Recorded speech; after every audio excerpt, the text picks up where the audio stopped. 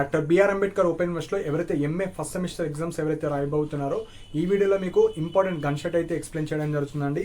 So first 8 units ఏవైతే ఉంటాయో మనకు సబ్జెక్ట్ వచ్చేసి ప్రాచీన కవిత్వం. సో సబ్జెక్ట్ 1 ఇది. సో అందులో ఉండే ఒక టూ క్వశ్చన్స్ ఈచ్ యూనిట్ నుంచి 1 లాంగ్ 1 షార్ట్. సో అట్లా ఒక 16 క్వశ్చన్స్ అయితే ఈ వీడియో డిస్కస్ చేయడం జరుగుతుంది. సో ఫస్ట్ ప్రిఫరెన్స్ అయితే మీరు వాటికే ఇవ్వండి, ఎందుకంటే మనకు అంబేద్కర్ ఓపెన్ యూనివర్సిటీ వాళ్ళు మనకు ప్రతి యూనిట్లో బ్యాక్ సైడ్లో ఉండే క్వశ్చన్స్ మాత్రమే 90% అవే సేమ్ యాజ్ ఇట్ ఈజ్ ఇస్తారు. సో మీరు వాటి మీద ఫస్ట్ ప్రిఫరెన్స్ అయితే ఇవ్వండి. సో వీటికి సంబంధించిన important question and answers PDFs కూడా మనకు కింద డిస్క్రిప్షన్లో లింక్స్లో ఉంటాయి. సో ఈచ్ సబ్జెక్ట్ 50 రూపీస్ ఉంటుంది. సో ఇంట్రెస్టెడ్ ఉన్న వాళ్ళు మీరు పర్చేజ్ చేసుకొని మీరైతే చదువుకోవచ్చు. సో ఇంట్రెస్ట్ ఉన్న వాళ్ళు జస్ట్ లింక్ కింద మీరు ఏదైతే వీడియో చూస్తున్నారో అక్కడ మోర్ ఆప్షన్ ఉంటుంది, అది క్లిక్ చేసి సో మీకు 50 రూపీస్ పే చేసిన తర్వాత మీ వాట్సాప్ నెంబర్కి ఒక మెసేజ్ వస్తుంది. సో అది క్లిక్ చేసి లైక్ యాక్సెస్ యువర్ పర్చేస్ అనేది ఒకటి ఉంటుంది. ఆ మెసేజ్ చదివి యాక్సెస్ యువర్ పర్చేస్ క్లిక్ చేసి అక్కడ మీ మొబైల్ నెంబర్ ఎంటర్ చేస్తే మీ పీడిఎఫ్ మీకు వస్తుంది. సో మీరు ఫస్ట్ 6 కావచ్చు, ఫస్ట్ 8 యూనిట్స్ చదువుకొని వెళ్తే పాస్ అయిపోతారు. సో ఏమైనా ఇష్యూస్ వస్తే పీడిఎఫ్ ఇష్యూకి సంబంధించినవి సో మీరైతే నా మెయిల్ ఐడి డిస్ప్లే అవుతుంది. సో మీరైతే మెయిల్ చేస్తే మీకైతే సెండ్ చేస్తాను. సో ఇప్పుడు ప్రతి యూనిట్లో ఒక 2 క్వశ్చన్స్ ఎక్స్ప్లెయిన్ చేస్తాను. సో ఫస్ట్ అవి చదివిన తర్వాత మళ్ళీ ఫస్ట్ 4 యూనిట్స్లో మిగతా క్వశ్చన్స్ కూడా చదవడానికి ట్రై అండి. సో మనకు సెట్ ఏ ఉంటుంది, సెట్ బి ఉంటుంది, సెట్ సి ఉంటుంది కాబట్టి సో సెట్ ఏబిసిలో డిఫరెంట్ క్వశ్చన్స్ వస్తాయి. సో ఫస్ట్ నేను చెప్పినవి చదివిన తర్వాత మిగతా ఫస్ట్ 4 యూనిట్స్ పర్ఫెక్ట్గా చదువుకొని వెళ్ళండి. సో దట్ మనకు షార్ట్లో కావచ్చు, లాంగ్లో కావచ్చు మీరు అన్ని రాయడానికి ఛాన్సెస్ ఉంటాయి. సో ఇప్పుడు మనకి ఏవైతే ఈ 8 యూనిట్కి సంబంధించిన ఇంపార్టెంట్ గన్ షాట్ క్వశ్చన్స్ ఇప్పుడు డీటెయిల్గా ఎక్స్ప్లెయిన్ చేస్తాను. సో అవి మీరు చదవడానికి ట్రై చేయండి. సో ఎంఏ తెలుగు ఫస్ట్ సెమిస్టర్కి సంబంధించిన గన్ షాట్ క్వశ్చన్స్ అండి. సో ప్రాచీన కవిత్వం మనకు ఫస్ట్ సబ్జెక్టు. సో ప్రతి యూనిట్లో లాంగ్ షార్ట్ ఉంటాయి. సో లాంగ్లో ఒక క్వశ్చన్, షార్ట్లో ఒక క్వశ్చన్, 2 క్వశ్చన్స్ అయితే చెప్తాను. అండ్ ఇవి అయిపోయిన తర్వాత మిగతా కూడా పైన చూసుకోండి. మనకు ఎందుకంటే సెట్ ఏ బీసీ వస్తాయి కాబట్టి మనం అన్నీ చెప్పినవి రాకపోవచ్చు. సో 50% ఆఫ్ ద క్వశ్చన్స్ వస్తాయి కాబట్టి సో మిగతాయి కూడా మీరు టైం ఉంటే అయితే మీరు చదువుకోండి. సో ఇది ఫస్ట్ యూనిట్. సో ఫస్ట్ యూనిట్లో లాంగ్ వచ్చేసి మనకు ఇక్కడ ఏదైతే టిక్ పెట్టానో అవి మనకి ఇంపార్టెంట్. సో అవి ఫస్ట్ చదవండి. సో టిక్ పెట్టని మీరు సెకండ్ ప్రిఫరెన్స్గా మీరైతే చదువుకోవచ్చు. సో ఫస్ట్ క్వశ్చన్ వచ్చేసి మనకు నన్నయ్య కథన శిల్పాలని విషాదీకరించండి. సో ఇది ఫస్ట్ క్వశ్చన్. సో ఈ సెకండ్ క్వశ్చన్ రిపీట్ చేయను నేను. సో మీరు జస్ట్ టిక్ పెట్టుకోండి, 1 స్టార్ పెట్టుకోండి, దీనికైతే 5 స్టార్ పెట్టుకోండి. లేకపోతే జస్ట్ టిక్ పెట్టుకోండి, ఏవైతే చెప్తున్నానో ఏవైతే టిక్ ఉన్నాయో జస్ట్ పెన్సిల్తో టిక్ పెట్టుకుంటే సరిపోతుంది. సో సెకండ్ షార్ట్ వచ్చేసి మనకు విద్యా ప్రదర్శన రంగస్థలానికి సంబంధించిన విశేషాలు తెలపండి. ఇది సెకండ్. సో యూనిట్ 1లో ఈ 1, ఈ సెకండ్ క్వశ్చన్ చదువుకోండి ఫస్ట్. నెక్స్ట్ యూనిట్ 2కి వెళ్ళండి. సో యూనిట్ 2లో వచ్చేసి మనకు తిక్కన్న దృష్టిలో విరట పర్వం విశిష్టతను వివరించండి. సో ఇది లాంగ్. నెక్స్ట్ సెకండ్ షార్ట్ వచ్చేసి మనకు కీచక వృత్తాంతంలోని రసాబసను చింతంది. సో విచేచించండి. సో ఇది మనకు షార్ట్. నెక్స్ట్ వచ్చేసి యూనిట్ 3 హిరణ్య కశిపుని తపశ్చర్యను వివరించండి. సో ఇది మనకు ఫస్ట్. సెకండ్ వచ్చేసి మనకు హిరణ్య కశపుడి బ్రహ్మను ఎటువంటి వరం కోరాడు. సో బ్రహ్మను ఎటువంటి వరం కోరాడు. సో ఇది యూనిట్ 3.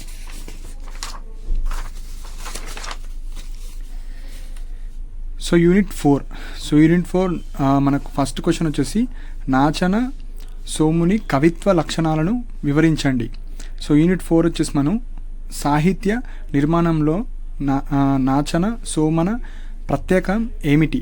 సో ఇది 4th. నెక్స్ట్ 5th వచ్చేసి మనకు శ్రీనాథుని జీవిత విశేషాలను రచనలను పరిచయం చేయండి. సో ఇది ఫస్ట్. నెక్స్ట్ వచ్చేసి కథారంభంలో శ్రీనాథుడు చేసిన పురాణ పరిచయాన్ని గురించి తెలపండి. ఇది 5th. నెక్స్ట్ 6th యూనిట్లో వచ్చేసి మనకు పోతన కవిత్వంలోని విశిష్ట లక్షణాలను పేర్కొనండి.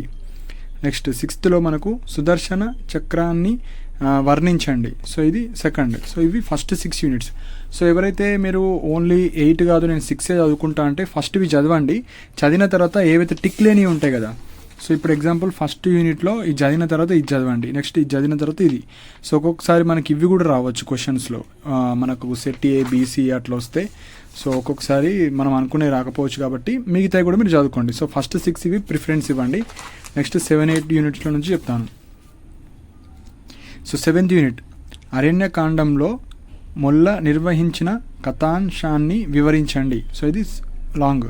షార్ట్ వచ్చేసి మనకు శూర్పణఖ సీత అందరినీ ఎట్లా వర్ణించింది. సో ఇది సెకండ్.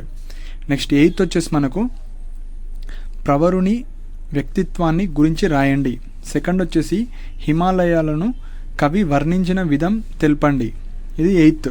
సో 8thలో మళ్ళీ ఇక్కడ షార్ట్ పెద్దన్న కవిత విశేషాలను తెలపండి. గృహస్థాశ్రమం ఎటువంటిదో రాయండి. సో ఇవి 8. సో ఫస్ట్ మీరు పాస్ అవ్వడానికి 8 యూనిట్స్ అవుతే సరిపోతుందండి. ఈ టిక్ పెట్టినతో పాటు మిగతా కూడా చదువుకుంటే మీరైతే కాన్ఫిడెన్స్గా ఒక 45+ మార్క్స్ అయితే రావడానికి ఛాన్స్ ఉంటుంది. సో ఎవరైతే బోనస్గా ఒక 2 యూనిట్స్ ఎక్స్ట్రా ఎవరైతే చదువుదాం అనుకుంటున్నారో ఈ 2-3 క్వశ్చన్లు అయితే చదువుకొని వెళ్ళండి. 9th యూనిట్లో వసు చరిత్రలోని శ్లేష కవిత ప్రాముఖ్యాన్ని తెలపండి. నెక్స్ట్ తెలుగు ప్రబంధంలోని మసు చరిత్ర ప్రత్యేకతను తెలపండి. ఇవి 2 చదువుకోండి 9th యూనిట్లో. ఈ 9th 10thలో జస్ట్ టిక్ పెట్టినవి చదువుకోండి. అప్ టు 8th టిక్ పెట్టినవి టైం ఉంటే మిగతా కూడా మీరు చూసుకోండి. యూనిట్ 10లో దక్షిణాంధ్ర యుగంలో వచ్చిన పద్యకృతుల్లో విజయ విలాస ప్రత్యేకతలు తెలపండి. నెక్స్ట్ షార్ట్లో వచ్చేసి విజయ విలాసం పాఠ్యంలోని తెలియవచ్చే క్రీడలు నానుడులను వివరించండి. సో ఇవి 10. సో 10 ఇవి చదువుకుంటే సరిపోతుంది. అండ్ 11thలో ఈ 2 అయితే చదువుకోండి. పక్కా ఒక క్వశ్చన్ అయితే వస్తుంది. సో అందుకే ఈ 11th నేను జస్ట్ టిక్ పెట్టాను. సో దట్ మనకు ఛాన్సెస్ ఉంటాయి ఎక్కువ రాయడానికి. సిరియాలుడు వీరశైవ ఆచార్య వ్యవహారాలకు ప్రతీక వివరించండి. సో ఇది 11th. 1 మార్గదేశ కవిత భేదాలను ఏమిటి. సో ఇది 11th. సో ఇవైతే మనకు చదవండి. సో ఫస్ట్ 8 యూనిట్లో ఏదో టిక్ పెట్టానో అవైతే ఎక్కువ చదవండి. ఇవి చదివిన తర్వాత అభ్యాసం మనకు ప్రతి క్వశ్చన్స్లో ఒక క్వశ్చన్ ఇచ్చేసి లైన్స్ ఇస్తాడు. సో అవి కూడా మీరు చదువుకోండి ఒకసారి. సో ఫస్ట్ ప్రిఫరెన్స్ ఇవి ఇవ్వండి. సెకండ్ ప్రిఫరెన్స్ అభ్యాసంలో ఉన్న క్వశ్చన్స్. ఫస్ట్ 4 యూనిట్స్లో అభ్యాసంలో వెనకాల ఏవైతే ఉన్నాయో ఇవి కామన్గా కాకుండా వేరే ఏమన్నా ఉంటే మీరైతే అవి చదువుకోండి. సో మనకు 60 to 70% ఆఫ్ ద క్వశ్చన్స్ ఇందులో నుంచి వస్తే ఒక 20% 30% మనకు అభ్యాసం నుంచి వస్తాయి. లేకపోతే డైరెక్ట్ ఇవే క్వశ్చన్స్ మనకైతే ఎగ్జామ్స్లో వస్తాయి.